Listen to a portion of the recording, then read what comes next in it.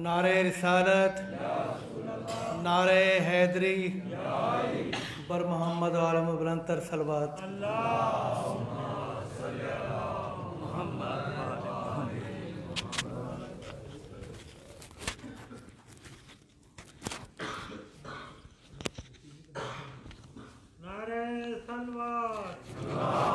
अल्लाहुम्मा सल्ली अला मुहम्मद।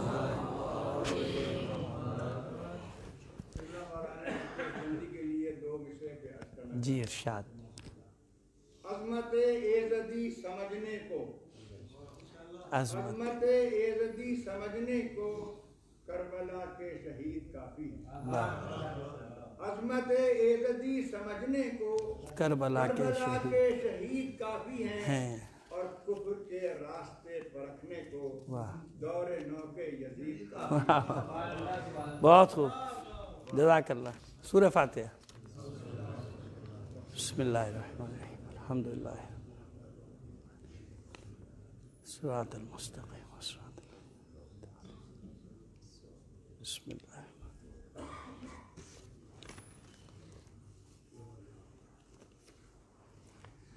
आऊज़ु बिल्लाहि मिनश शैतानिर रजीम, बिस्मिल्लाहिर्रहमानिर्रहीम, अल्हम्दुलिल्लाहि रब्बिल आलमीन, अस्सलातु वस्सलामु अला अशरफिल अंबिया वल मुरसलीन, सय्यदना व नबियना अबिल क़ासिम मुहम्मद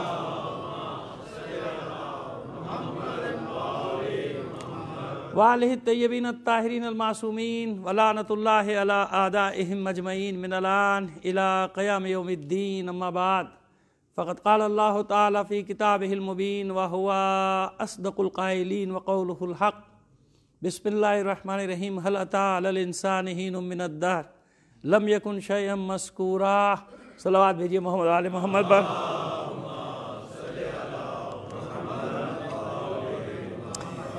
आपसे दरख्वास्त करूँगा मरहूम सैयद हसन मेहदी ज़ैदी इब्ने सैयद इकबाल ज़ैदी, अक़लीम ज़हरा बिनते सैयद सिब्ते हसन, तमासील हसना या हुस्ना बिनते सुलैम या सलीम हसना या हुस्ना, और सैयदा फ़ौज़िया हैदर वल्द सैयद मोहम्मद हैदर, अपने भी तमाम मरहूमीन और शुहदाए मिल्लत को शामिल करके एक सूरह फातिहा पढ़कर बख्श दीजिएगा। बिस्मिल्लाह।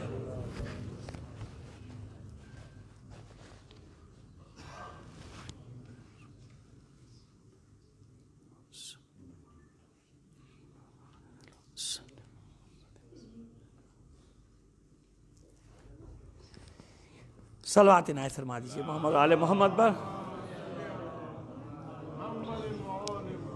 मुझे सर्दी ज़्यादा लगनी चाहिए, भाई कराची से आ रहा हूँ। आप लोग की सलवात बता रही है कि पता नहीं आप सब कराची से आए, मैं यहाँ का रहने वाला हूँ। अल्लाह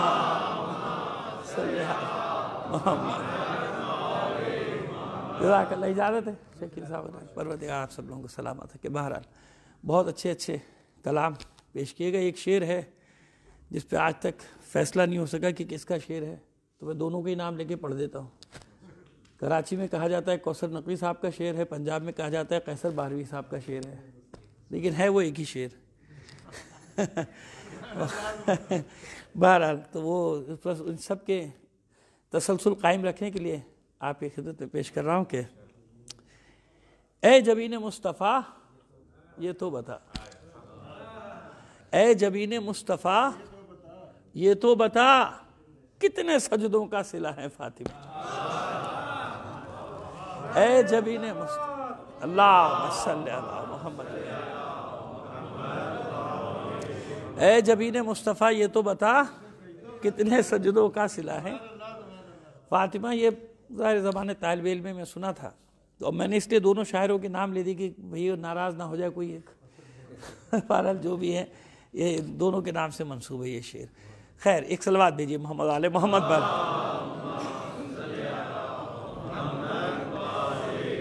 अब वो दोनों हमारे बुज़ुर्गों ने पहले हमसे बरादरान बुजुर्गवार जो थे उन्होंने पहले बीबी की शान में सब पढ़ दिया, और मैं मज़मून कुछ और सोच के आया जहन में, लेकिन कोशिश करेंगे कि दोनों को जमा कर दिया जाए। सूरह दहर या सूरह इंसान जिसे कह लीजिए, हल अताल इंसान हिन मिनद दहर लम यकुन शयअम मज़कूरा।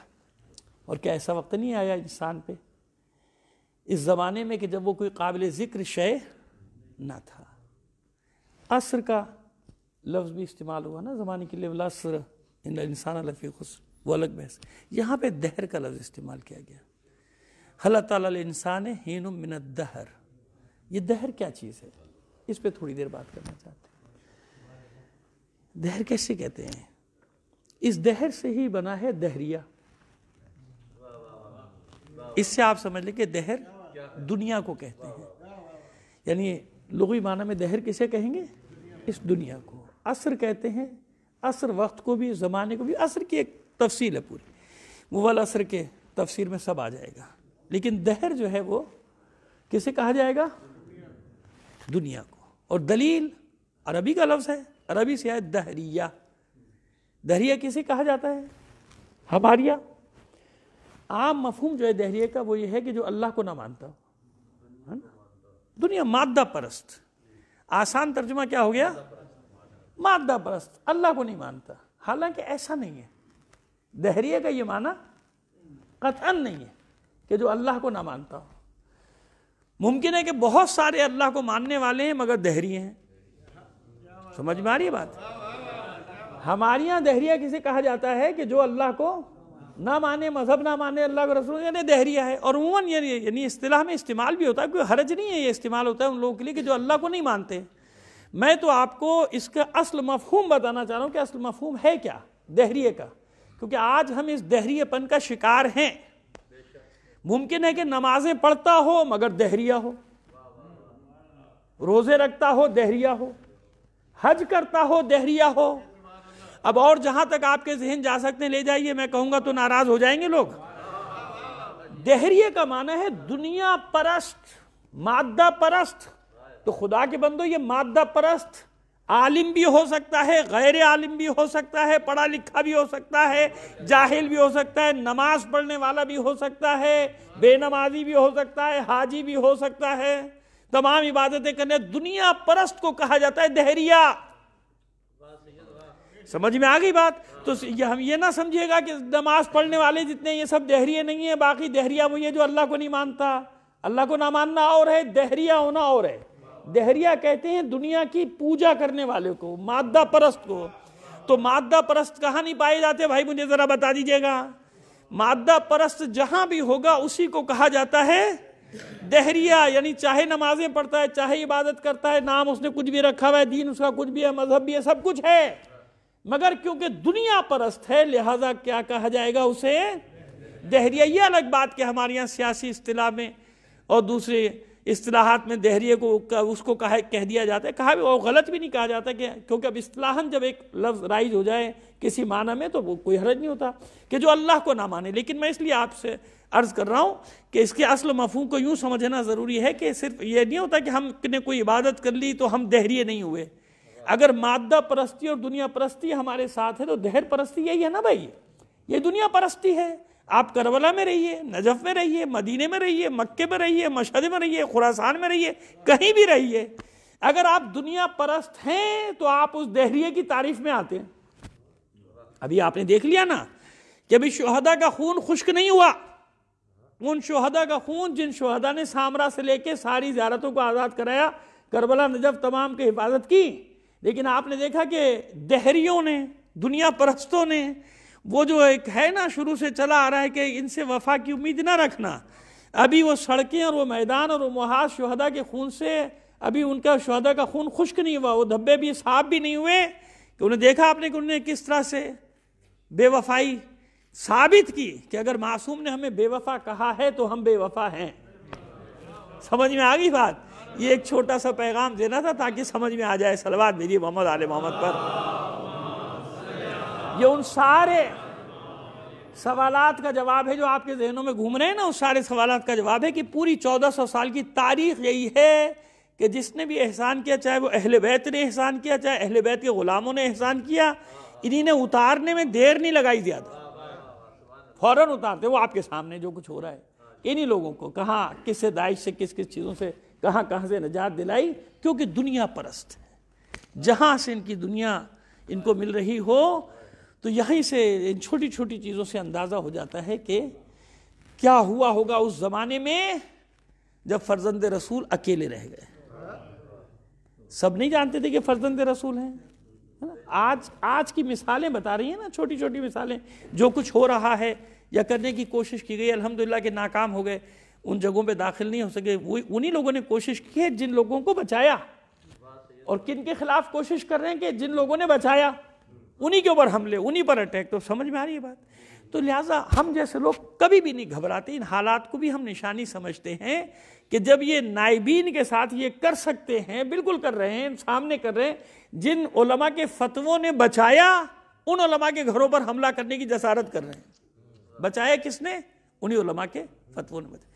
پس جب اب دیکھیے تاریخی دلیل جو دینا چاہ رہا ہوں، آپ سمجھیں کہ کہاں سے بات شروع کی ہے، کیا کہنا کیا چاہ رہے ہیں. جو کہنا چاہ رہا ہوں وہ اب آپ کے سامنے لانا چاہ رہا ہوں. آج آپ دیکھ لیجئے کہ جن لوگوں نے بچایا، جن کے فتوے پہ لاکھوں لوگ میدان میں نکلے، 2-3 لاکھ سے زیادہ شہید ہوئے اس لڑائی میں، ویسے تو لاکھوں اس لڑائی میں شہید ہوئے، ان کے گھروں پہ حملہ کرنے کی جسارت کی، تو اب سمجھ میں آ گیا کہ یہ کون سی قوم ہے. اب کسی کو کیا شک ہے کہ اگر فاطمہ کے دروازے پر حملہ ہوا ہو؟ وہ بھی کلمہ پڑھنے والے تھے، یہ بھی کلمہ پڑھنے والے تھے، سب کچھ وہی ہے کہ میں عرض کرتا ہوں ہمیشہ کہ صرف سڑکیں بدلی ہیں، بلڈنگیں بدلی ہیں، فکر انسانی حق وہی ہے، باطل وہی ہے. جو چند لوگ اس وقت تھے، ایوریج یعنی اوسط جب آپ نکالیں گے تو آج بھی اتنے ہی نکلیں گے. تو یہ حملے اس بات کو کتنی تقویت دے رہے ہیں کہ جب یہ آج یہ کر رہے ہیں تو وہ زمانے جاہلیت سے بالکل قریب، وہ تو وہ لوگ تھے جن کے باپ دادوں کو مارا ہی علی نے تھا. وہ تو وہ لوگ تھے نا کہ جن کے آبا اجداد کو بدر و احد میں کس نے مارا تھا؟ علی نے مارا تھا نا. لہذا اس چیز کو ذہن میں رکھیں کہ فاطمہ بنت محمد صلی اللہ علیہ وآلہ وسلم، ایک صلوات بھیجی محمد علی محمد پر.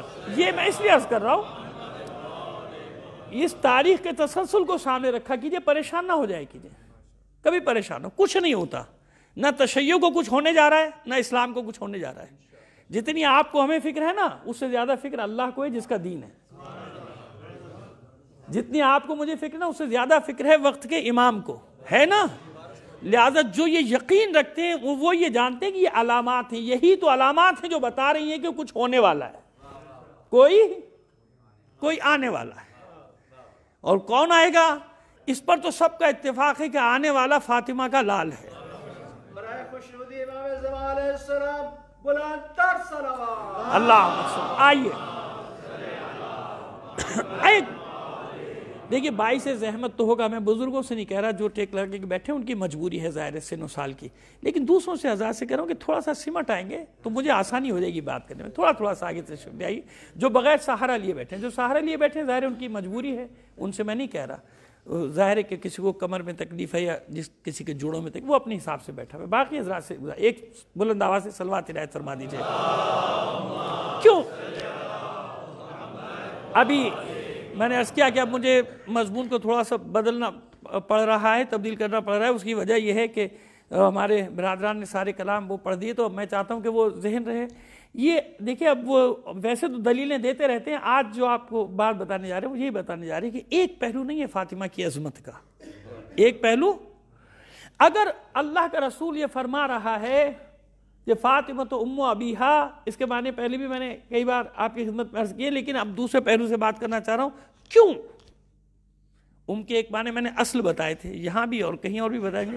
1 منٹ میں چلیے گزر جاتے ہیں کہ کے معنی سے ماں نہیں ہے، یہ ظاہری معنی ہے. فاطمہ تو ام ابیہا، فاطمہ اپنے بابا کی ماں ہے، ٹھیک ہے، ماں کی طرح خدمت کی ہے. عام معنی یہی ہے، یہ بھی صحیح ہے، یہ بھی درست ہے، ظاہر ہے، ظاہر بھی حجت ہے، ظاہر بھی. باطنی معنی کچھ اور ہے. اصل کے معنی میں تھا، کیا تھا؟ میں نے عرض کیا تھا کہ بھی کہیں یہاں یا کسی اور جگہ پہ کے معنی اصل، جیسے ام القریٰ، تمام آبادیوں کی اصل، آبادیوں کے وجہ سے آبادی. تو ام ابیہا یعنی اپنے بابا کی اصل ہے، جڑ ہے فاطمہ. یعنی فاطمہ نہ ہو تو نہ رسالت آگے بڑھے گی، نہ بالکل اطمینان سے کہہ رہا ہوں، آپ مجھے کوئی خوف نہیں ہے اور نہ میں ان باتیں کرنے میں کسی سے ڈرتا ہوں. صاف صاف آپ کو بتا رہا ہوں کہ اگر فاطمہ کا وجود نہ ہو تو نہ رسالت آگے بڑھتی ہے، نہ ولایت آگے بڑھتی ہے، نہ امامت آگے بڑھتی ہے. اللہم صلی علی محمد. اچھا کیوں؟ اب آگئی درجہ بندی کی بات. جب تک لوگوں کے ذہن سے یہ غلط فہمیاں دور نہیں ہوں گی نا، مسئلے اس لیے کھڑے ہوتے ہیں کہ لوگ کسی ایک جگہ ان کی سوئی اٹک جاتی ہے. ارے بھائی یہ کیا بات ہے؟ اس کا مطلب یہ ہوا کہ معصوم کونین سب سے افضل ہیں؟ چلو حسنین سے تو افضل ہیں بھئی، ان کی تو والدہ ہیں، علی سے بھی افضل ہیں، رسول سے بھی افضل ہیں۔ ایک دم یہ سوال آ جاتا ہے نا لوگوں کے ذہن میں، نہیں ایسا نہیں ہے۔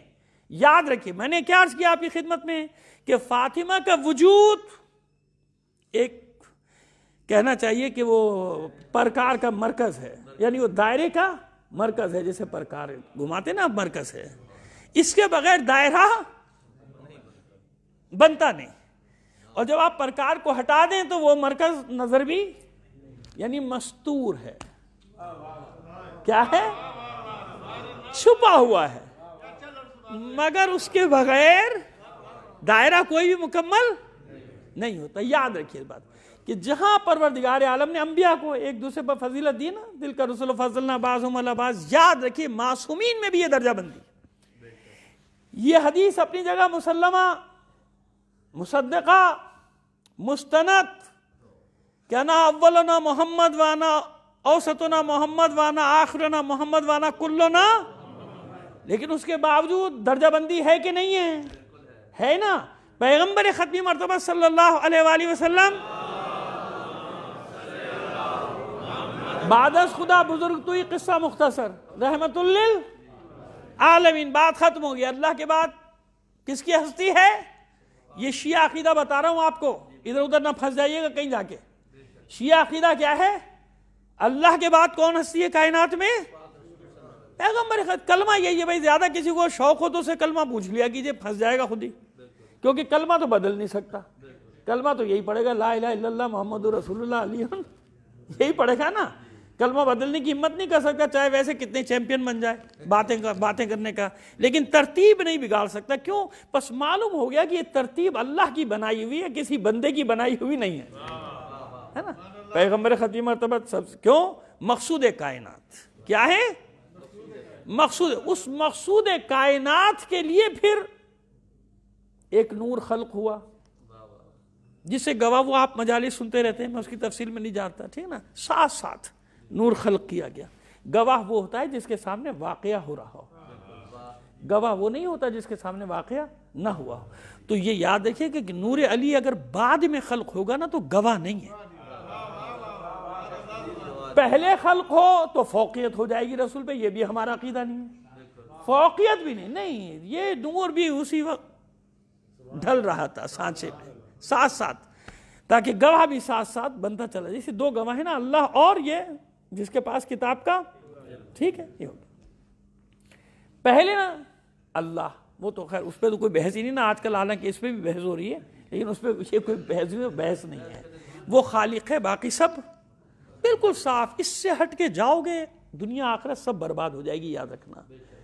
سب کچھ ہے، اللہ نے بنایا ہی ایسا ہے علی کو کہ لوگوں کو شبہ ہونے لگتا ہے، لیکن یہ یاد رکھنا کہ بنایا اللہ ہی نے ہے۔ کس نے بنایا ہے؟ اللہ نے بنایا ہے، ورنہ علی سجدے نہ کر رہے ہوتے ہیں۔ علی کے سجدے ہی نے تو بتایا کہ میرا بھی کوئی خالق ہے، تب جب میں جھک رہا ہوں تو تم تو جھکو، جب میں جھک رہا ہوں تو شبہ میں نہ پڑنا، جب میں سجدے کر رہا ہوں تو بات ختم ہو گئی نا بس۔ لیکن پروردگار عالم نے اب جو یہ تمہید جو تھی اس لیے باندھی کہ پروردگار عالم نے ان انوار مقدسہ کا جو خلق کیا تو سب کو ایک ایک الگ الگ منصب بھی دیا، جیسے انبیاء علیہ السلام، کوئی اللہ سے کلام کرتا تھا، کوئی اللہ کا خلیل ہے، ایسے ہی ہے نا، کوئی روح اللہ ہے، اسی طرح بنایا، الگ الگ ایک ایک معجزات دیے کہ نہیں دیے؟ لہذا 14 معصومین کی منزلیں بھی یہی ہیں۔ حالانکہ یاد رکھیے پیغمبر ختمی مرتبہ صلی اللہ علیہ وآلہ وسلم کے زمانے میں جغرافیہ، آج بھی جغرافیہ اٹھا کے دیکھ لیجئے، آپ کے زمانے میں اسلامی سلطنت کی سرحدوں کی بات کر رہا ہوں، 9 سے 10% زیادہ زمین پر نہیں ہے، یہ بھی میں زیادہ بتا رہا ہوں، اور بعد میں ہونے کے بعد جو فتوحات ہوئی ان کو بھی ملا لیں تو 13-14% سے زیادہ نہیں، 15% دنیا کی زمین پہ، بعد میں 20% ہو گیا۔ پوری دنیا پہ تو غلبہ نہیں ہوا، پوری دنیا پہ غلبہ کس کا ہوگا؟ آخری محمد کا۔ ایسے ہی ہے نا، لِیُظْهِرَهُ عَلَى الدِّینِ كُلِّهِ، قرآن مجید یہی تو فرما رہے ہیں کہ تمام ادیان پہ غالب آ جائے گا، پوری دنیا پہ اس کا غلبہ ہوگا۔ تو پھر جب پوری دنیا پہ آخری محمد کا غلبہ ہوگا تو کیا کہا جائے؟ آپ کا مرتبہ سب سے بلند ہوگا؟ نہیں، یاد رکھیے، یعنی پیغمبر ہے نا، یعنی سب کا ایک ایک الگ کارنامہ اس کو نمایاں کر رہا ہے. یعنی اگر 14 دیکھیے جو سمجھانا چاہ رہے بات ہے، اگر 14 انوار پروردگار عالم نے خلق کیے ہیں تو ان کی ضرورت ہے تو خلق کیے ہیں نا. اگر ضرورت نہ ہوتی تو وہ حکیم و دانا ابس کام نہیں کرتا. بیکار کا ابس یعنی بیکار، بچوں کو سمجھا رہا ہوں، ابس کے معنی بیکار، ورنہ پہلے سمجھانے کی ضرورت نہیں پیش آتی تھی. تو حکیم و دانا بیکار کام، ابس کام نہیں کرتا. 14 کی ضرورت ہے تو خلق کیا، ضرورت نہ ہوتی تو خلق نہیں کرتا. تو اس کا مطلب ہر ایک کی ضرورت ہے، ہر ایک کی. تو الگ الگ کچھ نہ کچھ نمایاں ہے نا. تو یاد رکھیے کہ خیبر اور خندق، کربلا ہو، ہر امام اپنے زمانے میں خیبر و خندق بھی بنا رہا ہے، کربلا بھی بنا رہا ہے. حکمت عملی مختلف ہے. یعنی جیسے دشمن حملہ آور ہو رہا ہے اسی انداز میں معصوم بھی حکمت عملی بناتا ہے. اگر وہ خیبر ہے، جو وہ میدان خیبر ہے، تو ویسا علی مولا کائنات وہاں فتح کر رہے ہیں. اگر علمی خیبر سامنے آیا ہے 5ویں امام کے زمانے میں، 6 امام کے زمانے میں، جو تلوار سے فتح نہیں ہوگا، جو علمی میدان میں فتح ہوگا. اور اگر آ گیا ہے مدائن میں صلحوں کا خیبر، تو یہاں پہ ذوالفقار نہیں بلکہ حسن کا قلم ذوالفقار بنے گا، ہے نا. یعنی کربلا الگ، مدائن الگ، یہ سب اپنے اپنے زمانے کی خیبر بھی بنا رہے. اور یعنی ضرورت ہے نا ہر امام کی، کربلا نہیں ملتی. اگر چوتھے امام 35 سال تک تبلیغ نہ کرتے، کس چیز کی تبلیغ کی؟ مدرسہ بنایا، سمجھنے کی بات ہے. کالج بنایا، دانشگاہ بنائی، کیوں نہیں بنائی؟ اتنی ضرورت ہے دین کی تبلیغ کی، مدرسے کیوں نہیں بنائے چوتھے امام نے؟ نہیں، مدرسے بنیں گے. 5ویں امام اور 6 امام، صرف 2 اماموں کو مہلت ملی، یعنی کام کرنے کی. مہلت سے مراد ہے کہ کام کرنے کا زمانہ ملا. بنا لیے نا، مدرسے بنائے، دانشگاہ بنائی، اور پھر 7ویں امام کے زمانے سے ختم ہو گیا پھر وہ سلسلہ. لیکن جو مدرسے بنا گئے، قیامت تک کے لیے ایسی عمارت بنائی کہ اس کو کوئی نقصان پہنچنے والا. بس اس عمارت کے بنانے کے لیے 35 سال تک، جس کو کہتے ہیں نا کہ اپنے آنسوؤں سے جناب سید سجاد نے بنیاد، کربلا کو بنیاد بنایا. اس مدارس اور یونیورسٹی کی بنیاد کیا ہے جو 5ویں اور 6 امام نے بنائی؟ کربلا. 35 سال صرف کربلا کے مصائب بیان کرتے رہے، مصائب بیان کرتے رہے، مصائب بیان کرتے رہے، تاکہ جب اس دانشگاہ میں جو پڑھے گا وہ کیا بن کے نکلے گا؟ حسینی بن کے نکلے گا، اصل دین کے ساتھ نکلے گا. یعنی جتنے بھی مدارس ان کی بنیاد کیا قرار پائی؟ کربلا. تو 35 سال تک امام بنیاد فراہم کرتے رہے. اسی لیے 5ویں اور 6 امام کا یہ سنت تھی، آج تک قائم ہے، کہ ہر درس کے بعد یا ہر ہفتے یا ہر جمعرات میں اس بحث میں جھگڑے میں نہیں پڑنا چاہتا، لیکن یہ طے شدہ بات ہے کہ مجالس معصوم منعقد کرتے تھے یا نہیں.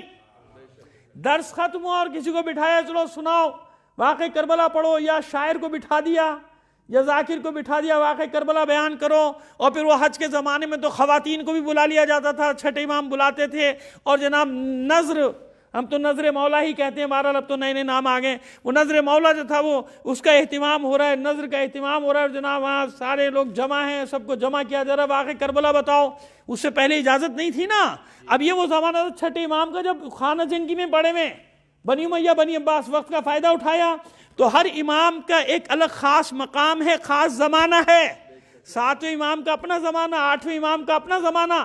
اس لیے بتا دیا تھا کہ ہم سب کے سب محمد ہیں، تاکہ کسی کے عمل میں شک نہ کرنا. کسی کے عمل میں پانی نہیں ہے بھائی. ہے صلوات عنایت فرما دیجئے گا.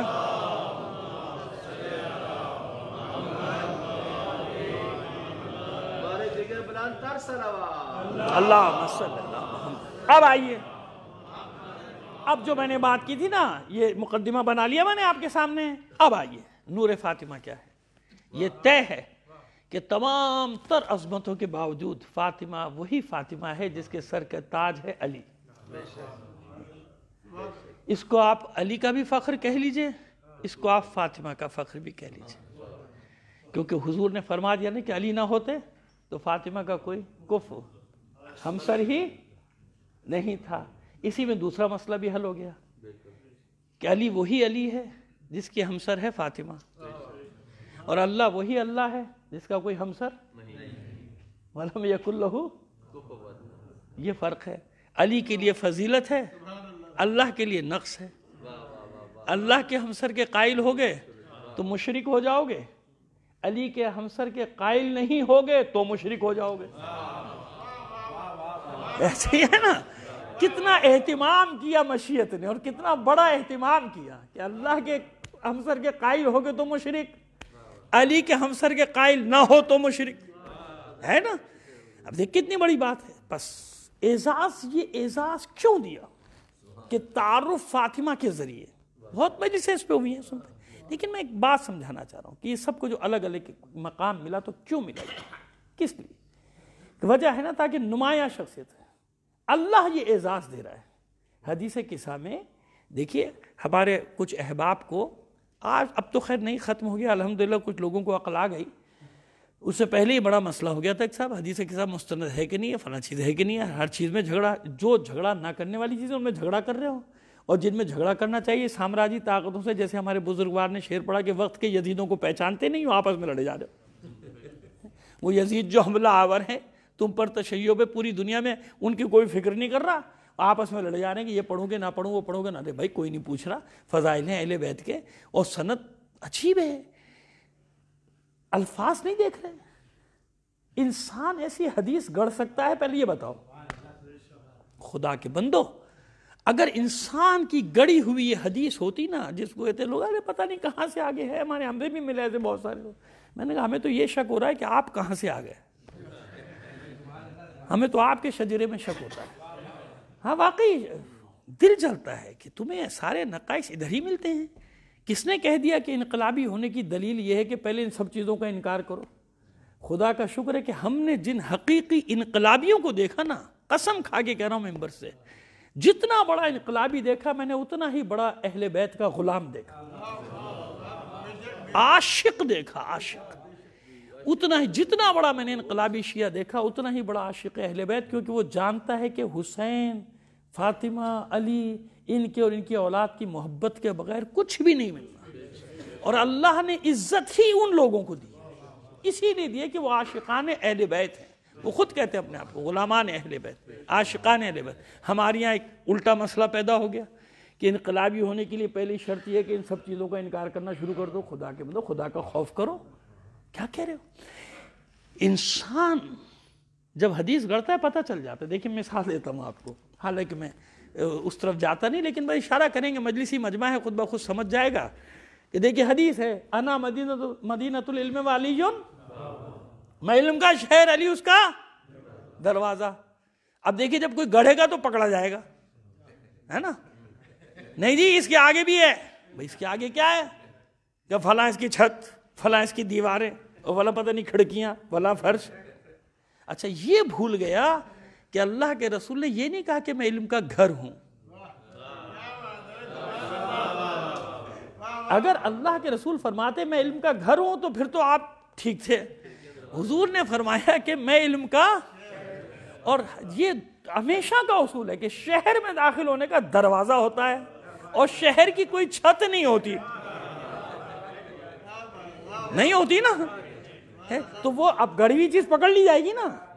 مدینۃ العلم، اب آنا مدینۃ العلم والی بابوہا، یہاں سے آنا پڑے گا جو بھی آئے گا شہر سے. تو میں مثال دے رہا ہوں آپ کو کہ گڑی ہوئی حدیث پکڑی جاتی ہے، چاہے ہمارے یہاں گڑی جائے چاہے وہاں. یہ نہ سمجھے گا کہ ہمارے یہاں نہیں گڑی گئیں، ہماری بڑی بڑی گڑی گئی موضوع حدیثیں جو کہلاتی ہیں، اور وہ علماء نے خود اور سب جانتے ہیں کون کون سی حدیثیں، کس کس طرح کی حدیثیں. اب کوئی مانے نہ مانے وہ الگ بات ہے، وہاں بھی ایسے ہی کوئی مانے نہیں مانے، لیکن ہے نا بھائی موضوع حدیثیں نہ ہوتی تو صحیح کہاں سے نکلتی؟ تو لوگوں نے خود صحیح لکھ کے بتا دیا کہ ہمارے یہاں غلط ہیں. غلط تو جبھی تو صحیح نکالی. اگر غلط نہ ہوتی تو صحیح کہاں سے آتی؟ غلط بھی کتنی، کسی نے 6 لاکھ میں سے، کسی نے 7 لاکھ میں سے، کسی نے 9 لاکھ میں سے کتنی نکالی؟ 4000، 4500.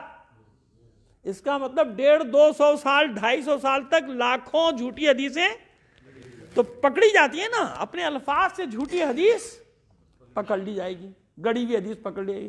اب اس حدیث کو دیکھیے نا آپ، حدیث قصہ کے جملے کو تو دیکھیے، اس ماں کی عظمت کو تو دیکھیے کہ پروردگار عالم تعارف اپنے حبیب سے نہیں کرا رہا. کون حبیب؟ جس حبیب کے لیے خلق کیا ہے عالمین کو. مقصود کائنات ہے نا، وَمَا أَرْسَلْنَاكَ إِلَّا رَحْمَةً لِلْعَالَمِينَ. اور ہم نے آپ کو ایک صلوات بھیجے گا محمد آل محمد پر، میں بات کرتا ہوں. ہاں، تبارک الذی نزل الفرقان علی عبدہ لیکون للعالمین، سورہ فرقان کی پہلی آیت ہے. بابرکت ہے وہ ذات جس نے فرق کرنے والی کتاب کو نازل کیا اپنے بندے پر. کیوں؟ تاکہ عالمین کو ڈرانے والا بنے، انسانوں کو نہیں، صرف جنات کو نہیں. اب عالمین میں جو کچھ بھی ہے سب کو ڈرانے والا بنے. یہ ہے حضور کا منصب. ہے ایسا منصب؟ اے منصب تعارف فاطمہ سے کرایا جا رہا ہے. اس لیے میں عرض کر رہا ہوں کہ انسان کی گڑی ہوئی حدیث نہیں ہوتی بھائی. انسان گڑتا نا تو اس کے سامنے دو چیزیں ہوتی. یا تو وہ گڑتا جو کہتا ہے کہ نہیں کیونکہ رسول سب سے بڑے ہیں لہذا یہ محمد ان کے بیٹی، یہ محمد ان کے نواسے، یہ محمد ان کا بھائی. اور مولائی ہوتا کوئی ماشاءاللہ اصطلاحاً عرض کر رہا ہوں تو وہ کیا کہتا ہے کہ نہیں علی سے تعارف کراؤں گا میں، تو یہ علی اور ان کا ایسا ہے نا ہے. اور یا کوئی اور ہوتا میں کیا کیا عرض کروں کہ کس کس سے تعارف کرانے کا امکان موجود تھا. بس یہ ہم فاطمہ و ابوہا، یہ حدیث کا یہ جملہ ہی تو مہر تصدیق ثبت کر رہا ہے کہ جابر ابن عبداللہ انصاری سے نقل ہوئی یا نہیں ہوئی. یہ جملہ بتا رہا ہے کہ یہ جملہ کوئی انسان نقل کر ہی نہیں سکتا اپنی زبان سے. یہ جملہ بتا رہا ہے کہ یہ اللہ کی طرف سے کلام آیا. یا ربی ومن تحت الکسا، گھر کو بھی پہچانتے ہیں جناب جبرائیل اور گھر کے مکینوں کو بھی پہچانتے ہیں. ایسے ہی ہے نا، سب کو پہچانتے تھے اللہ کے جناب جبرائیل. لیکن پھر بھی پوچھا. کیوں پوچھا؟ آنکھیں خیرہ ہو گئیں. معصوم غلط بیانی کر سکتے؟ نہیں کر سکتے. پھر جناب جبرائیل کو جب معلوم ہے کہ کون کون ہے تو کیوں پوچھا؟ نہیں معلوم. یہی تو میں آپ سے عرض کرنا چاہ رہا ہوں. نہیں معلوم. گھر بھی جانتے ہیں، ہستیوں کو پہچانتے ہیں. اس وقت کیوں نہیں معلوم؟ اس لیے نہیں معلوم کہ جب دیکھا تھا الگ الگ دیکھا تھا. ایسے ہی ہے نا، یہی سکھایا گیا تھا نا. انت المحمود وہذا المحمد، انت الاعلی وہذا علی، انت فاطر السماوات والارض وہذہ فاطمہ، انت المحسن وہذا الحسن، انت قدیم الاحسان وہذا الحسین. پہچانتے تھے یہ محمد ہے، یہ علی، یہ فاطمہ، یہ حسن، یہ گھر وہ یہ ہستیاں. پھر کیوں نہیں پہچانا؟ الگ الگ دیکھا تھا انوار مقدسہ کو. چادر زہرا کا کمال کیا ہے؟ جب چادر زہرا میں آیا تو یہ نور ایک ہو گیا.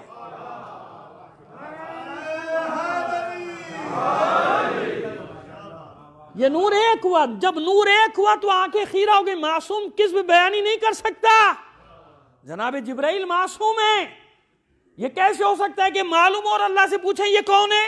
نہیں معلوم. جبھی تو پوچھا یا ربی ومن تحت الکسا.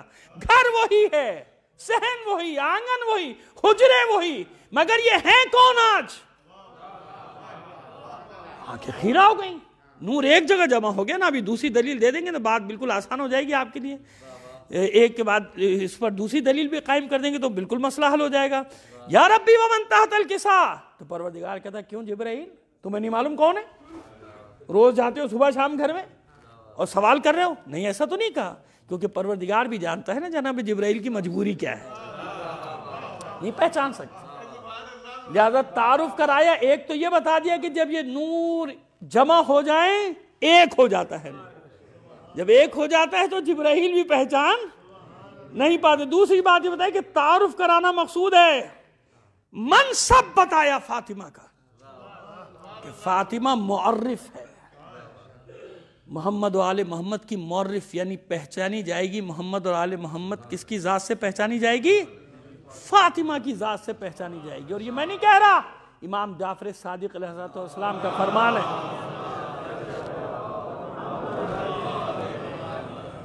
آپ فرماتے ہیں کہ نحن حجت اللہ علیکم. حدیث و طویل ہے لیکن میں ایک جملہ بس اس کا صرف پڑھ رہا ہوں آپ کے سامنے کہ ہم تم پر اللہ کی حجت. نحن حجت اللہ علیکم وفاطمہ تو حجت علینا. ہماری جدہ طاہرہ فاطمہ کا وہ منصب ہے جو ہم پر بھی حجت ہے. اللہ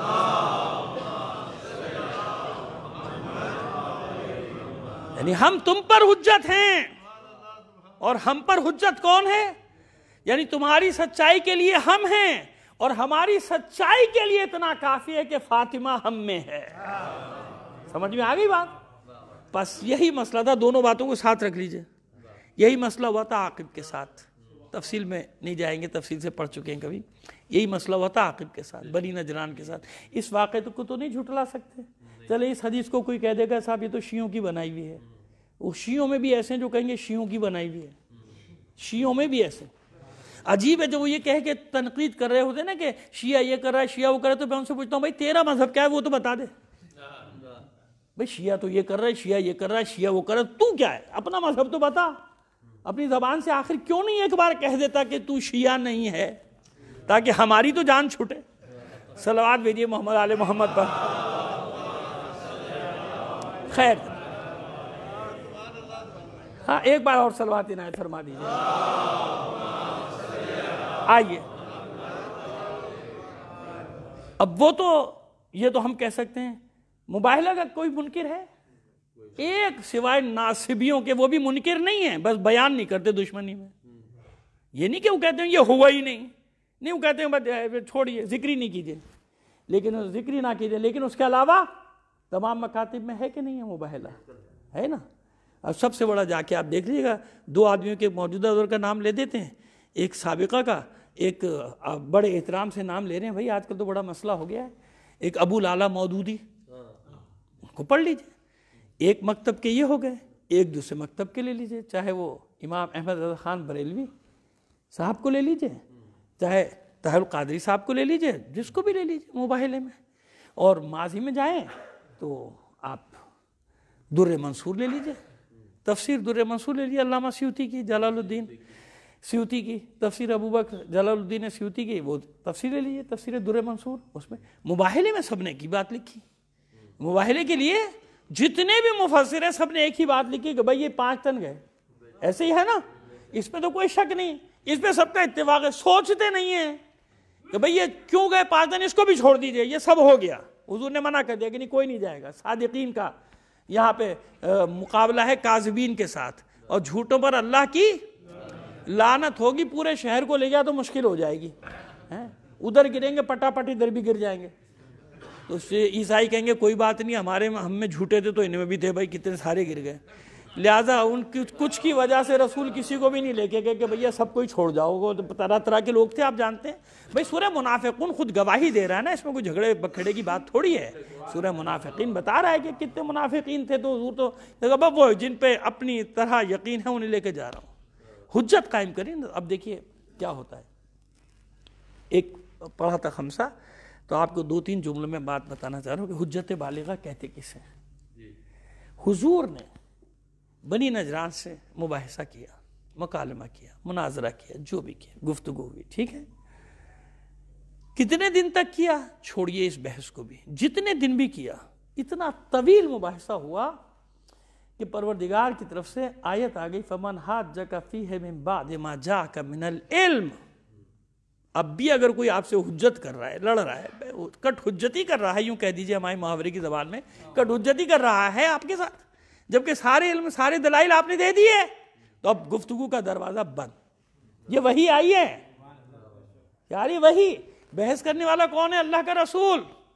اس سے بڑا کوئی دلائل دینے والا ہے؟ لیکن نہیں مانی بات. تو پروردگار عالم نے ارشاد فرمایا کہ بس گفتگو بند، ختم ہو گئی، اب کوئی ان سے گفتگو نہ کیجئے، اب مباہلہ ہوگا. ٹھیک ہے نا. ہم اپنے بیٹوں کو لائیں، تم اپنے بیٹوں کو، ہم اپنی عورتوں کو، تم اپنی عورتوں کو، اپنے مردوں کو، تم اپنے مردوں کو.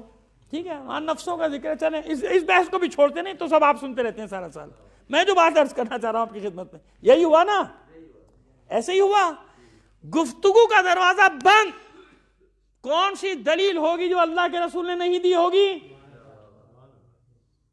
لیکن نہیں مانی بنی نجران نے، کوئی دلیل نہیں مانی، اڑے رہے اپنی بات پر. مباہلے کا حکم آگیا، ٹھیک ہے بحث ختم، مباہلہ شروع. تو وہ اتنا جانتا تھا وہ بھی کہ مباہلے کا مطلب کیا ہے. ڈر گئے تھے اس کے ساتھی کہ بھائی یہ تو اتنا بڑا شہر ہے، ہم تو 30-40 ہیں، کیا ہوگا ہمارا انجام؟ وہ بالکل خوف نہ کھاؤ، مجھے معلوم ہے کتابوں کا عالم تھا نا، کتابوں کے عالم تو ہماریاں بھی ہیں، مگر گدھے پر کتابیں لاد دینے سے عالم تھوڑی ہو جاتا ہے۔ صلوات بھیجیے محمد آل محمد پر۔ میں بات کر رہا ہوں پہچاننے کی، کہ پہچاننے والے نے کیسے پہچانا، اور نہ پہچاننے والے ساتھ رہ کے بھی اتنا معیار جانتا تھا، معیار جانتا تھا، یہ الگ بات کہ اسقف اعظم کی سیٹ ہے بھائی، کیسے چھوڑ دے، قاضی القضات ہے، یوں سمجھ لیجئے کہ وزیر اعظم ہے، کیا کرے جانتا ہے، صحیح کیا ہے غلط کیا، خدا نہ کرے آپ یہ وزیر اعظم کو ادھر ادھر نہ لے جائیے گا، میں مثال دے رہا ہوں، چلیے صدر رکھ لیجئے، بادشاہ رکھ لیجئے، کہ بادشاہ ہے، جانتا سب کچھ ہے، لیکن بادشاہت جائے گی، بہت بڑا پیر ہے، سب جانتا ہے کہ حق کیا ہے باطل کیا ہے، لیکن جانتا ہے کہ حق کا اعلان کیا اور گدی گئی، گدی بلکہ وہ گدی گئی، جن گدیوں پہ وہ بیٹھا ہوا ہے، گدی نشین آج کل زیادہ ہیں، گدی نشین کم ہیں۔ صلوات بھیجیے محمد آل محمد پر۔ میں چھوٹا تھا، بہت چھوٹا تھا، تو یہ کہیں کتاب میں اخبار میں شوق بہت تھا اردو پڑھنے کا، دوسری تیسری میں سے اردو پڑھنے کا شوق تھا، تو میں ہمیشہ گدی نشین پڑھتا تھا، اخبار میں لکھا ہوا آتا تھا نا گدی نشین، تو والد بار بار صحیح کرتے تھے، تو ایک دو میرے چچا آئے ہوئے تھے پڑوسی ملک سے، چچا نے کہا نہیں یہ بچہ صحیح پڑھ رہا ہے، یہ گدی نشین ہے اصل میں، یہ لوگوں کی گدیوں پر بیٹھے ہوئے ہیں، بڑی معذرت کے ساتھ یہاں کوئی گدی نشین ہو تو برا نہ مان لے۔ صلوات بھیج دیجئے محمد آل محمد پر۔ آپ جتنی بار آہستہ صلوات پڑھیں گے بار مجھے کہنا پڑے گا کہ ایک بار بلند آواز سے صلوات عنایت فرما دیجئے، سمیٹ رہے بیان کو۔ تو معیار تھا نا، جانتا تھا حق اور باطل کے معیار کو، لیکن منصب ایسا تھا کہ اس کو چھوڑنا پڑتا نا، لیکن کہنے تو گھبرانا مت، میں جانتا ہوں معیار کیا ہے۔ مباہلہ جھوٹوں پہ لعنت اللہ کی، اور اللہ کی لعنت کا مطلب یہ ہوتا ہے کہ مصیبت پیا پانچا ختم ہو جائے گا، عذاب کا شکار ہو جائے گا اللہ کے، جیسے یاد ہے نا غدیر میں ہے نا، اسی وقت مانگو، اہل بیت کی دشمنی میں مانگو گے تو اللہ دیر کرتے ہی نہیں، ابھی لو، ابھی کے ابھی لو، اس نے مانگا دے دیا اللہ نے، آج بھی بہت سارے لوگوں کو مل چکا ہے، کچھ کو ملنے والا ہے انشاءاللہ۔ صلوات بھیج دیجئے ایک بار اور محمد آل محمد پر۔ کا معیار مجھے معلوم ہے، اگر گھر والوں کے ساتھ آئے تو مباہلہ، اور اگر آئے پورے شہر کے ساتھ پھر ڈٹ جانا، پھر ہمارے جیسا ہی،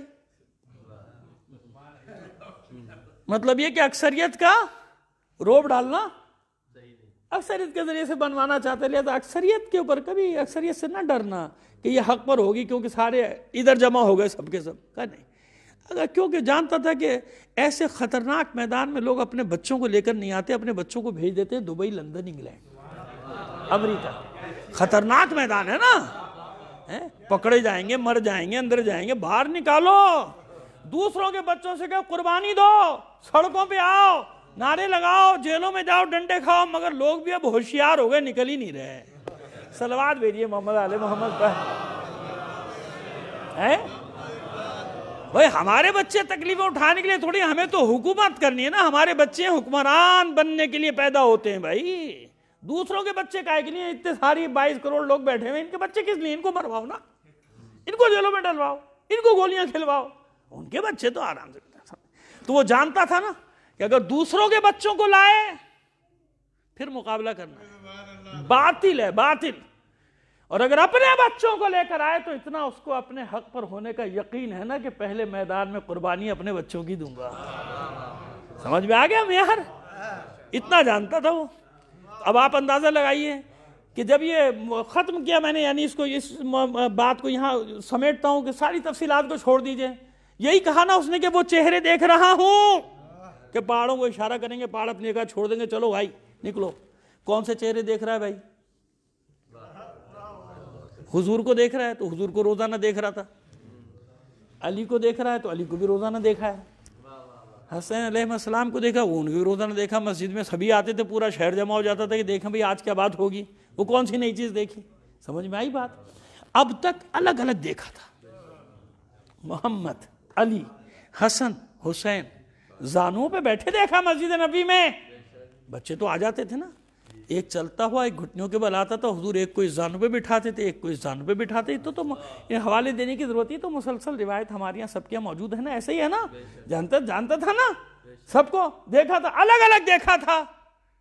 نور محمد, نور علی, نور حسن, نور حسین. آج کیوں کہتا ہے کہ ہاتھ اٹھا لو موبائلے سے, حالانکہ پانچویں ہستی کو آج بھی نہیں دیکھا. کیوں نہیں دیکھا؟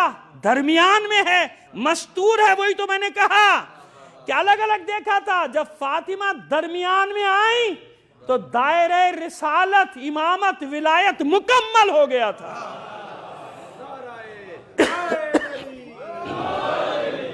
برای خوشنودی پنجتن بلندتر صلوات. جب یہ دائرہ مکمل ہوا, دائرہ مکمل ہو گیا, نور کامل ہوا. کیا ہوا؟ نور کامل ہوا. جب نور کامل ہوا تو جیسے جب جبرائیل نہیں پہچان سکتے تھے, یہ کہاں سے پہچانتا؟ بس اس کی آنکھیں خیرہ ہو گئی.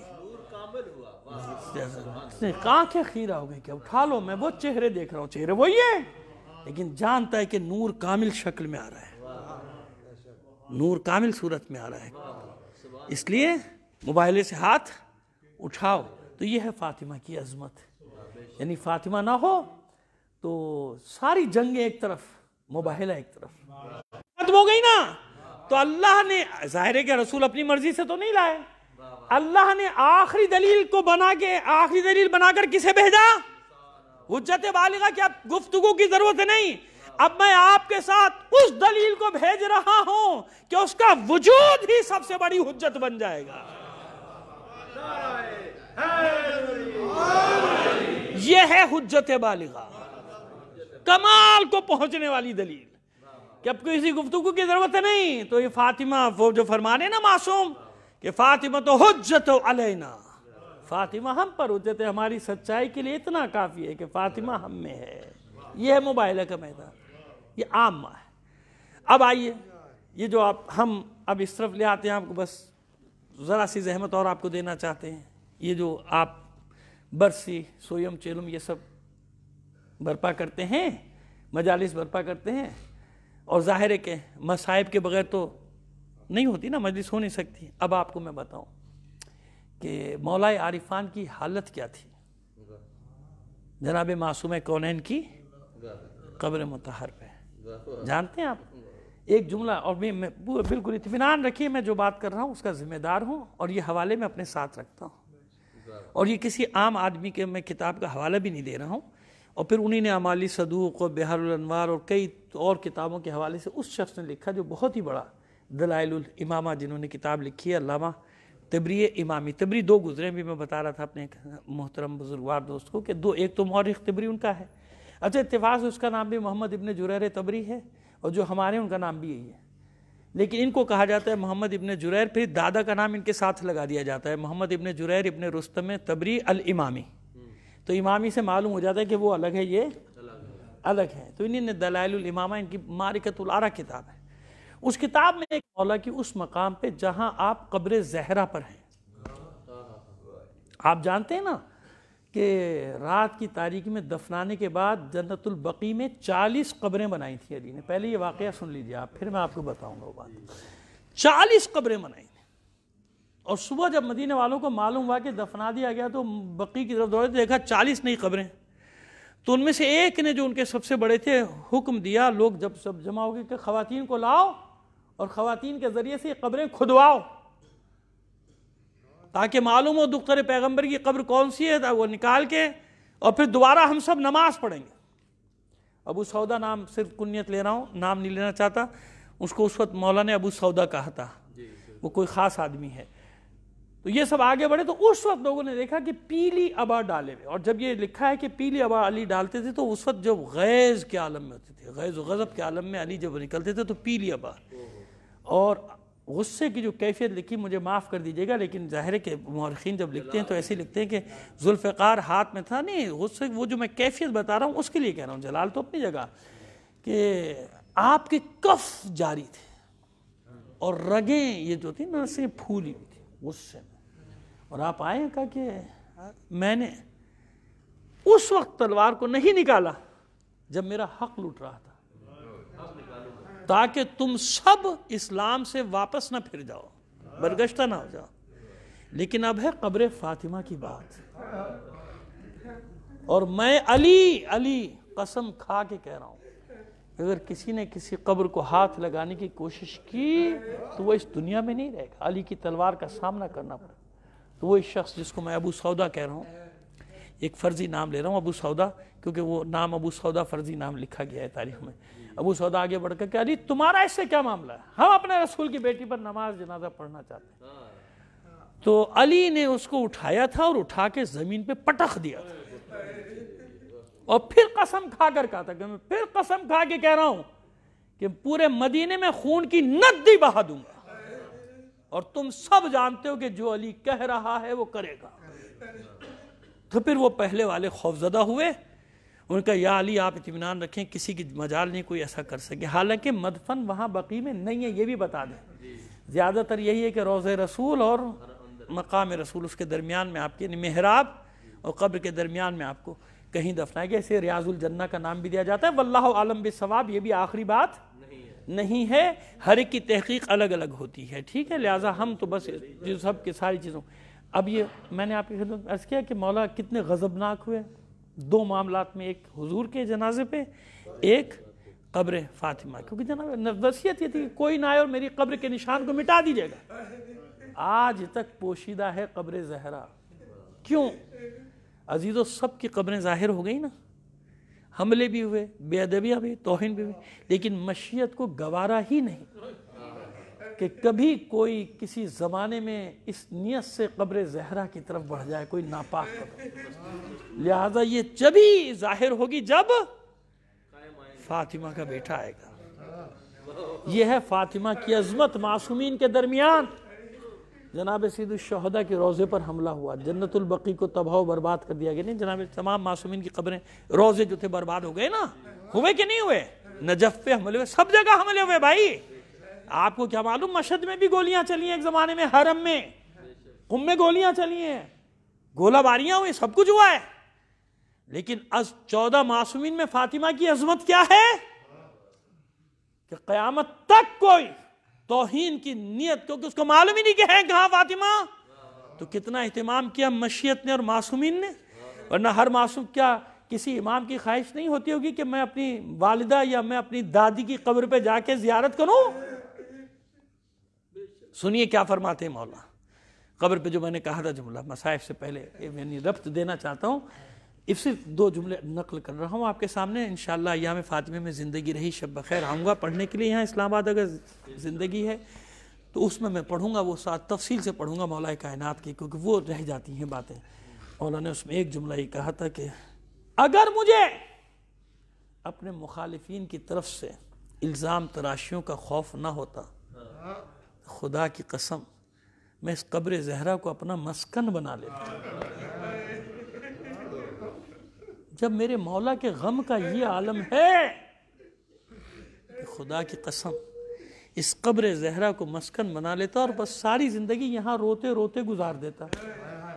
سمجھ میں آیا مصائب کی اہمیت کیا ہے؟ کیا ہے مصیبت؟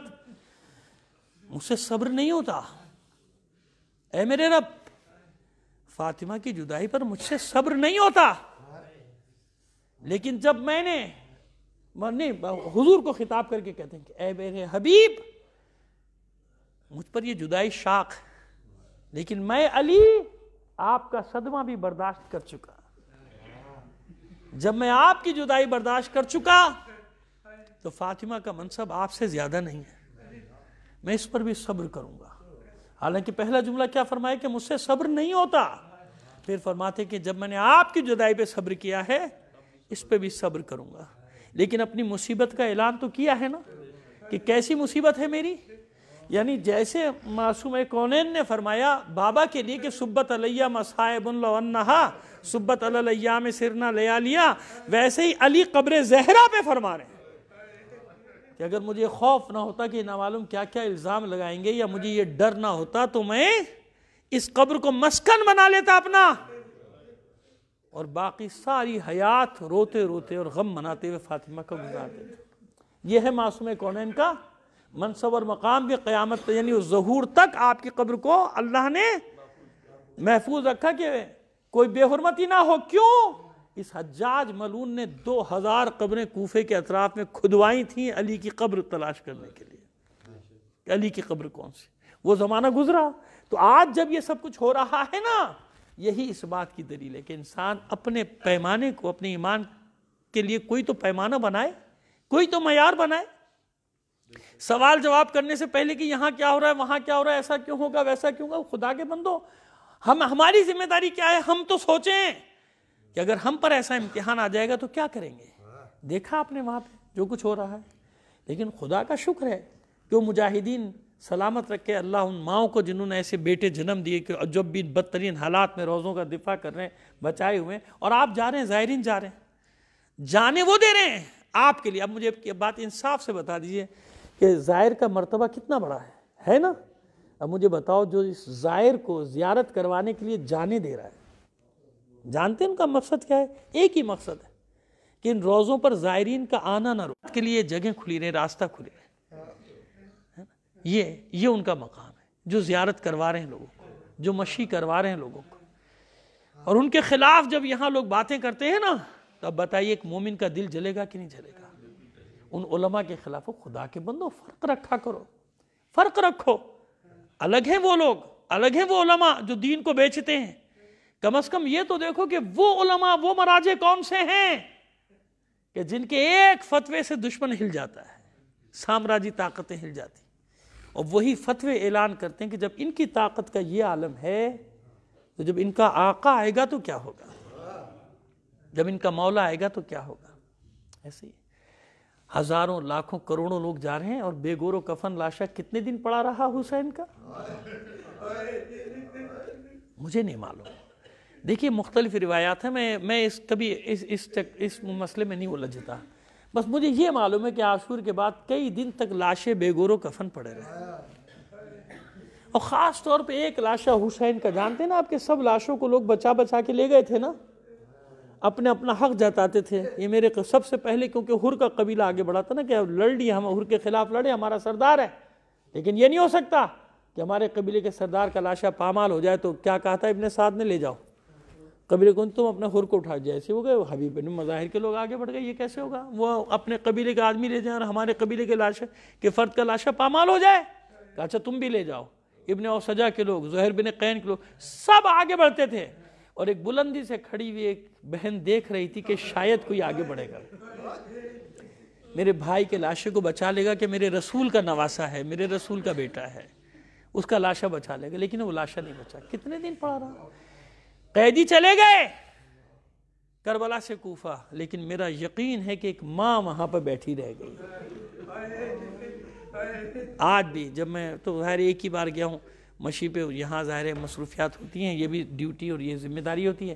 جب مشی پہ گیا تھا تو میں تب سے سوچ رہا تھا، ان روایات کو دیکھ رہا تھا کہ زائرین کے استقبال کے لیے کون کون آتا ہے، کون کون ہوتا ہے، اور خاص طور پہ وہ جو ہماری مومنات، مولا سب کو سلامت رکھے، وہ اتنی ساتھ پیدل چھوٹی چھوٹی بچیاں چل رہی ہوتی ہیں، تو مجھے وہ روایت میں ویسے ہی رونا آ رہا تھا سوچ سوچ کے کہ ان بچیوں میں یقیناً کہیں نہ کہیں سکینہ بھی ان کے ساتھ چل رہی ہے،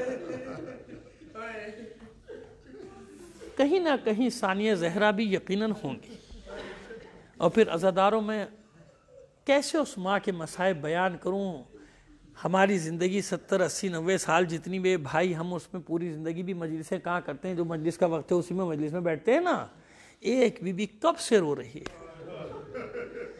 کربلا کے بعد سے، حسن کی شہادت سے، علی کی شہادت سے نہیں عزیز، جب سے حسین دنیا میں آئے تھے اس دنیا میں، جب سے وہ ماں رو رہی تھی اور آج تک رو رہی۔ جس ماں کو یہ بتا دیا جائے اس بچے کے آتے ہی کہ تیرا بیٹا، تیرا لال یہ حسین کربلا میں کئی پہروں کا بھوکا پیاسا پشت گردن سے ذبح کیا جائے گا، تو بتائیے وہ ماں اپنے اس بچے کو کیسے پالے گی، کس انداز میں پالے گی۔ اس لیے میں کہتا ہوں کہ جب حسین ذوالجناح سے نیچے آ رہے تھے نا، ایک منظر مبالغہ نہیں کر رہا ہوں سرکار، آپ یہ نہ سمجھے کہ میں مبالغہ کر رہا ہوں، بلکہ میں وہ اصل لفظ تو استعمال بھی نہیں کرتا، میں احتیاط کرتا ہوں، لیکن جو بات میں آپ سے کہہ رہا ہوں ذہن میں رکھیں، یہی حقیقت ہے۔ مورخین نے یہ صرف مقتل کی بات نہیں کر رہا کہ مقتل کے مصائب میں سب لکھا ہوا ہے، نہیں، تاریخ میں بھی یہی لکھا ہے کہ اتنے تیر تھے حسین کے جسم میں پیوست کہ سوائے تیروں کے کچھ نظر نہیں آتا، چاروں طرف سے اتنے تیر مارے گئے، اور لیکن اس کے باوجود اتنی طاقت تھی علی کے لال میں کہ کوئی ذوالجناح سے گرا نہیں پا رہا تھا، گھوڑے سے گرا نہیں پا رہا تھا۔ ایسے وقت میں پسر سعد نے طلب کیا تھا ہرملہ کو، جانتے نا کہ ہرملہ 6 تیر لے کر چلا تھا جب اسے بلایا گیا تھا کہ کربلا پہنچ کے عمر سعد کے ساتھ ملحق ہو جا لشکر میں، تو یہ 6 تیر، 3 تیر بیکار گئے تھے، 3 تیروں کا اس نے خود مختار کے دربار میں حال لکھا ہے، جو روایت ہے مقتل کی، تو آخری تیر کا حال وہ لکھتا ہے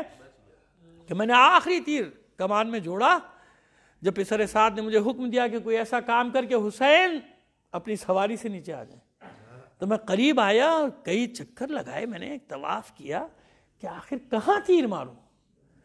حسین کے جسم میں کوئی جگہ ایسی نہیں تھی جہاں تیر پیوست نہ ہو۔ یہ آپ کو رلانے کے لیے نہیں کہہ رہا ہوں سرکار، میں پھر بار بار عرض کر رہا ہوں کہ مقتل کی روایت نہیں ہے، یہ تاریخ کی روایت ہے۔ مورخین نے لکھا ہے کہ اتنے تیر تھے کہ دور سے انہیں تو باقاعدہ ایک تشبیہ دی ہے جو میں یہاں سے تشبیہ دے نہیں سکتا، میری زبان کانپتی ہے وہ تشبیہ دیتے ہوئے، کہ کیا عالم تھا حسین کا، جتنے تیر حسین کے جسم میں پیوست تھے۔ تو کئی چکر میں نے کاٹے، اور اس کے بعد سامنے کی طرف آگے دیکھا، پیشانی پہ سجدے کی جگہ خالی نظر آئی۔ میں نے اتنے قریب سے نشانہ لیا پیشانی کا کہ کہیں میرا نشانہ ادھر ادھر نہ ہو جائے، اور حسین بیٹھے تھے اطمینان سے ذوالجناح کی پشت پہ۔ اتنے قریب سے میں نے تیر مارا، اب تیر جب قریب سے مارا جائے گا تو اس کی کیا رفتار رہی ہوگی۔ کہتا ہے کہ میرا تیر حسین کی پیشانی کو توڑتا ہوا اندر تک پیوست ہو گیا۔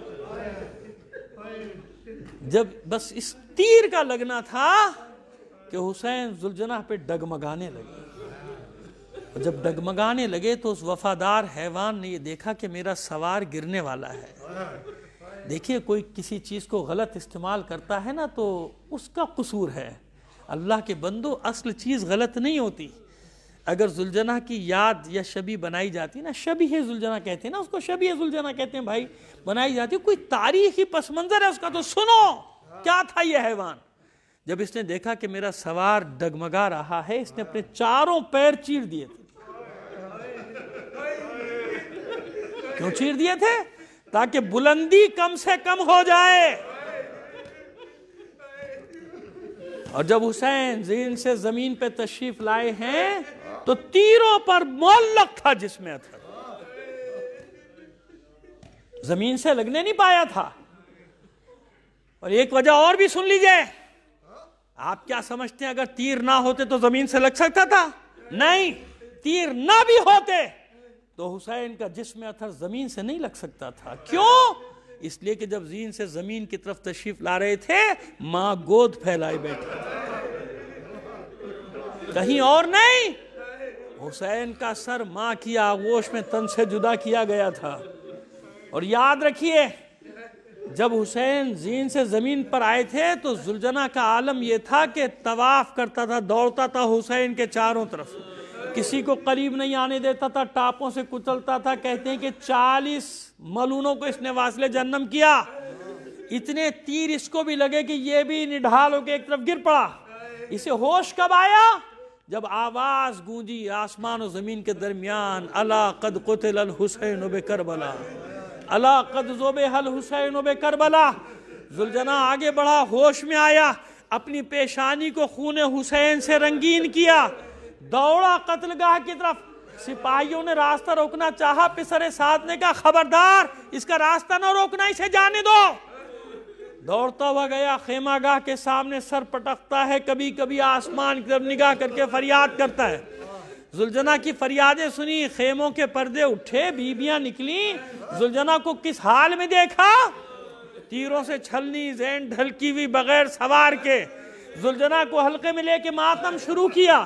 ایک چھوٹی سی بچی آگے بڑھی، ذوالجناح کے گلے میں باہیں ڈال دی، اپنا منہ زلجنا کے منہ پہ رکھ کے کہتی ہے بابا کے زلجنا بس اتنا بتا دے، جب شمر کا خنجر میرے بابا کے گلے پر چل رہا تھا کسی ملعون نے میرے بابا کے گلے میں 2 بوند پانی کے بھی ٹپ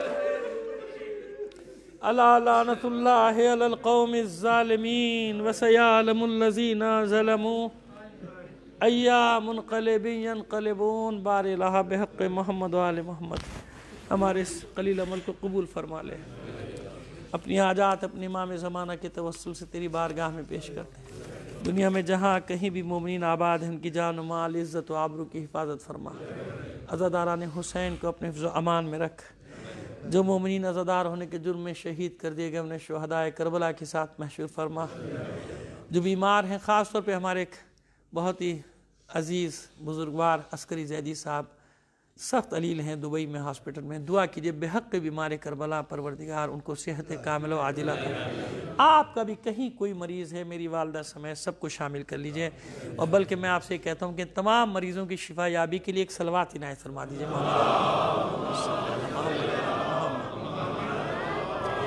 بار الہ جو مومنین پریشان حال ہیں ان کی پریشانیوں کو دور فرما دے، جو اسیر ہیں لاپتہ ہیں بحق اسیران کربلا جلد از جلد خیر سے ان کے گھروں تک واپس پہنچا دے۔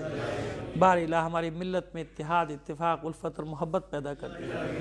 معبود جو عناصر ہماری صفوں میں انتشار کا باعث بنتے ہیں اگر ہدایت کے قابل ہیں ان کی ہدایت فرما دے، اگر ہدایت کے قابل نہیں تو ان کے شر سے مومنین کو محفوظ فرما دے۔ جہاں کہیں بھی مومنین باطل قوتوں سے برسر پیکار ہیں مومنین کو فتح و نصرت عطا فرما، دشمنان اسلام دشمنان اہل بیت کو شکست فاش سے دوچار کر دے۔ پروردگار ہماری سرحدوں کی حفاظت فرما، دشمنان پاکستان اس ملک کے خلاف جو سازشیں کر رہے ہیں یہ سازشیں واپس ان کی طرف پلٹا دے، ہمارے شہروں میں آبادیوں میں امن و امان قائم کر دے، دہشت گردوں کو نیست و نابود کر دے، ان کے ٹھکانوں کو برباد کر دے، ان کے سرپرستوں کو ذلیل و رسوا کر دے، اور سب سے بڑا یہ دشمن جو سامراجی طاقتوں کا بھی نمائندہ بن کے ہمارے پیچھے پڑا ہوا ہے بھارت، پروردگار اس کے شر سے پوری انسانیت کو محفوظ فرما دے، اور جو ظلم و ستم وہاں کے مسلمانوں پہ ہو رہا ہے کشمیر کے ہوں یا روہنگیا کے ہوں یا پورے ہندوستان کے بار الہ ان مسلمانوں کو ثابت قدمی عطا فرما، اور اس موذی دشمن کے مقابلے میں ان کو فتح و نصرت عطا فرما۔ ہم اس قابل نہیں، اس قابل بنا دے جب تیری آخری حجت کا ظہور ہو تو ہم اس کے ادنا سے سپاہیوں میں شامل ہو سکیں۔ تعجیل فرما ظہور امام زمانہ میں آپ سے درخواست کروں گا سید حسن مہدی زیدی ولد سید اقبال زیدی، اقلیم زہرا بنت سید سبت حسن، تماثیل حسنہ بنت سلیم حسنہ، اور سیدہ فوزیہ حیدر ولد سید محمد حیدر، ان سب کے اثار ثواب کے لیے اپنے مرحومین اور تمام شہداء کو شامل کر کے 1 بار سورہ فاتحہ 3 بار سورہ توحید کی تلاوت فرما دیجیے۔ بسم اللہ۔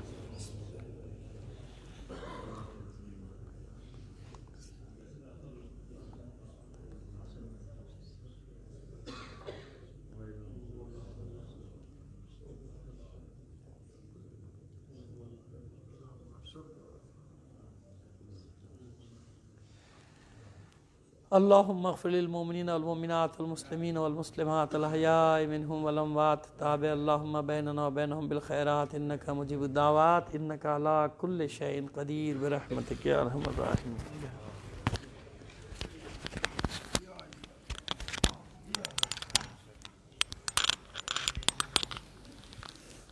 مومنین زیارت سے پہلے ایک اعلان سماعت فرما لیں، انشاءاللہ کل سے مسلسل 4 مجالس شروع ہو رہی ہیں، عنوان ہے اس کا معرفت امام زمانہ، علامہ سخاوت حسین قمی صاحب خطاب فرمائیں گے، تمام مومنین سے وقت کی پابندی کے ساتھ شرکت کی سزائیں متوجہ زیارت۔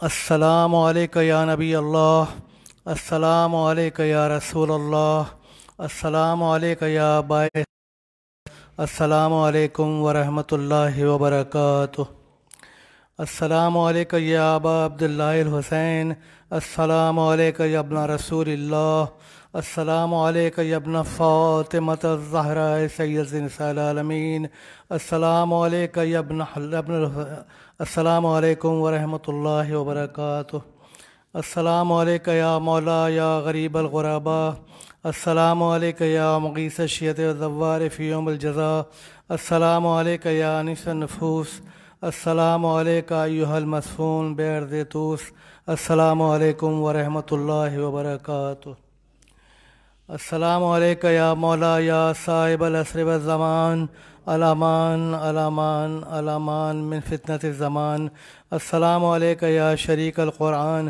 السلام علیکم یا مظہر الایمان السلام علیکم یا قامی الکفر والطغیان السلام علیکم یا دافع الظلم والعدوان اجل اللہ تعالی فرجک وسهل اللہ تعالی مخرجک وظہورک ورحمۃ اللہ وبرکاتہ اللہم